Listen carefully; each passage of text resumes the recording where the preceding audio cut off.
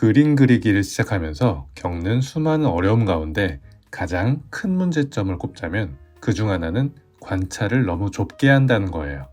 이게 무슨 의미냐면 무늬나 형태의 부분을 집중력 있게 관찰해서 그렸음에도 불구하고 그걸 다 연결해서 보면 큰 형태가 맞지 않다는 거예요. 좋은 관찰력으로 세심하게 묘사를 했더라도 형태가 이상해진다는 거예요. 쉽게 잘 그릴 수 있는 대상인데 망했다 하는 경험을 자주 하게 됩니다. 이런 경험은 자연물을 그릴 때 더 그럴 때가 많아요. 왜냐하면 자연물은 불규칙한 형태들이 많아서인데요. 이번 시간에는 잎 쉽게 그리는 방법과 함께 자세히 설명해 드리겠습니다. 지난번에 꽃 쉽게 그리는 방법에 이어 오늘은 잎을 쉽게 그리는 방법에 대해 알아볼 건데요. 오늘도 더 이해 잘 하실 수 있도록 저랑 같이 따라서 그려보실 수 있도록 잎을 쉽게 그리는 방법을 알려드리겠습니다. 잎을 그리는 핵심 방법 2가지, 잎의 구조 파악, 가이드 스케치입니다. 화면에 어떤 사진을 보고 그리는지 아실 수 있게 넣어둘게요. 비교해서 보시면서 참고해보세요. 잎의 모양은 식물에 따라 아주 다양합니다. 동그란 것, 뾰족한 것, 긴 것, 짧은 것 아주 많아요. 근데 이 많은 모양의 잎의 구조는 거의 동일합니다. 잎자루와 연결된 잎맥에 잎몸이 붙어 있다는 거예요. 이 구조를 이해한 상태에서 잎 그림을 그려볼게요. 여러 가지 모양의 잎을 같이 그려볼게요. 먼저 일반적으로 생각하는 둥근 모양의 잎이에요. 가이드를 먼저 표시할게요.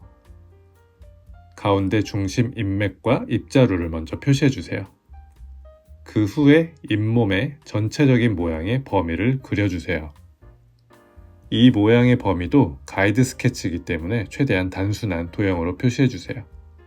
그리고 이 범위의 모양을 한번 체크하고 괜찮아 보인다면 이 범위 안에서 세부적인 형태를 스케치해주는 겁니다. 이 가이드에 맞춰서 외곽 형태나 작은 잎맥도 자세하게 표현할 수 있겠죠.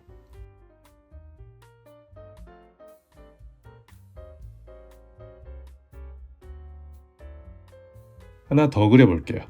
이번에도 가운데 잎맥과 잎자루 먼저 표시해 주시고요. 잎몸의 범위를 표시해 주세요. 가이드도 처음에 단순하게, 그 다음부터는 조금 더 자세하게 표시해 주셔도 좋습니다. 그 다음 외곽 형태를 표현해 주세요.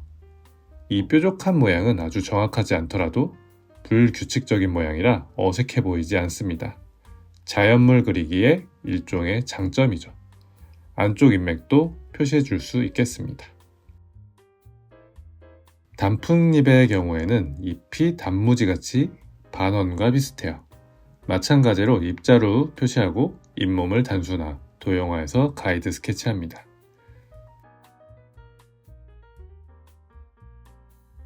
가이드 스케치 선에 맞춰서 외곽 형태 그리기. 잘 보이실 수 있도록 조금 진한 선으로 스케치하고 있습니다.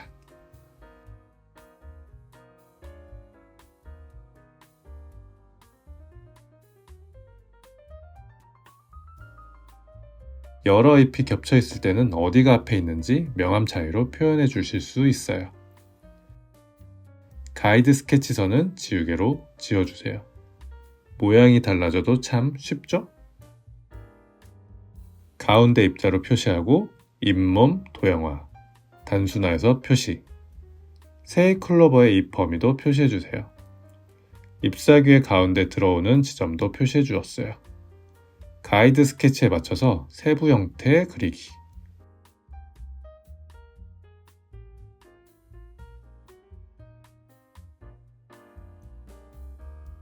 그리고 지우개로 마무리. 세이클로버가 모양이 특이한 편인데도 과정은 같습니다. 가운데 잎자루 표시해 주시고요. 잎몸 영역을 원과 직사각형으로 표시했어요. 이 안에서 손가락처럼 펼쳐진 가장 튀어나온 지점을 표시해 주세요. 가운데 잎자루에서 뻗어나가는 구조라서 연결해서 표시해 주었습니다. 이 표시한 지점에 맞춰서 좀 더 디테일한 가이드 스케치를 그려주세요.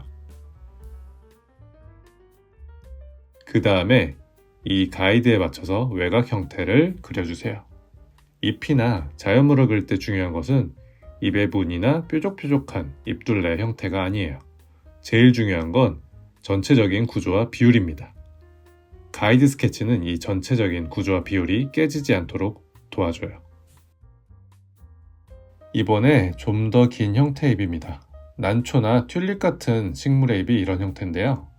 긴 형태의 잎도 마찬가지로 가운데 잎자루와 잎맥 먼저 그리고 양옆에 잎맥을 그려주시면 됩니다. 근데 긴 형태의 잎은 꺾이는 경우가 많이 있어요. 이럴 때 구조를 설명해 드릴게요. 단수하나에서 보면 긴 종이띠가 접혀 있다고 생각해 보세요. 그럼 이런 구조로 모양이 만들어지겠죠? 그럼 이 종이의 가운데가 잎자루와 중앙 잎맥이 될 거예요. 이 중앙 잎맥만 표시가 잘 되어 있다면 양쪽에 잇몸을 그려주시면 됩니다. 생각보다 간단하죠? 그림으로 바로 그려볼게요. 가운데 잎자루, 잎맥 표시해 주시고 왼쪽 잇몸 표시, 그 다음에 오른쪽 잇몸 표시, 아래쪽에 말린 듯한 모양도 그려보고요.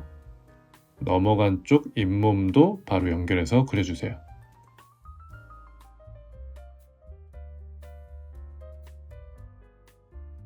그림자 표현하면서 앞뒤 표현도 간단히 해주세요. 지우개로 마무리.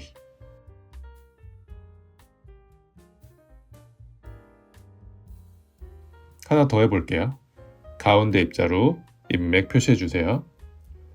잇몸에 가려서 안 보이는 부분도 구조적으로 상상해서 표시해주세요. 오른쪽 잇몸을 그려주세요. 앞쪽에서부터 뒤쪽으로까지 넘어간 부분까지 한 번에 표시해줄게요. 이번에는 왼쪽 잇몸도 같은 방법으로 그려줄게요.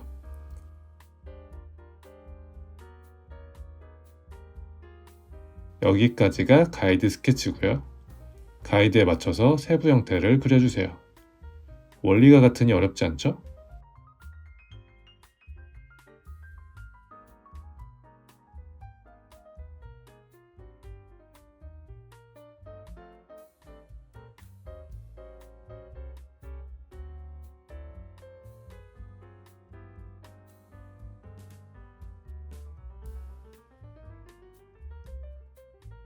이렇게 먼저 여러 가지 잎을 한 장씩 그려보시고 익숙해지셨다면 이런 여러 잎이 달린 나뭇가지도 그려보세요. 역시 같은 원리와 순서입니다. 처음에는 나뭇가지를 먼저 표시해 주시고요. 여러 개의 잎자루와 중앙 잎맥도 표시해 주세요. 전체적으로 어색한 부분이 없다면 표시한 가이드에 잇몸의 범위를 표시해 주세요. 자연물 그릴 때 좋은 점이 조금 틀려도 어색해 보이지 않다는 거예요. 만약에 인물이나 인공물 같은 건 비율이 달라지거나 외곽 형태가 틀리면 굉장히 어색해 보일 거예요. 꽃이나 나무, 숲 같은 자연은 워낙 불규칙적이기도 하고 물론 자연에도 불규칙해 보이지만 프랙탈이라고 하는 구조로 설명되기도 합니다. 이건 나중에 기회가 될 때 따로 설명해 드릴게요. 아무튼 자연물은 큰 영역만 좀 신경 쓴다면 작은 실수나 오차는 전혀 문제가 되지 않다는 겁니다. 전 어릴 때보다 지금 그리고 이제 점점 자연에서 느끼는 감동을 크게 느껴요. 여러분도 그러신가요? 예를 들어서 외국의 유명한 성당이나 건축물, 인간이 만든 예술작품을 볼 때보다 폭포나 산, 바위, 자연 명소들을 볼 때 더 큰 감동이 있더라고요. 이건 인간이 절대 만들 수 없는, 다가갈 수 없는 그런 압도감들 많이 체감하곤 합니다. 어릴 때는 잘 못 느꼈던 건데 말이에요.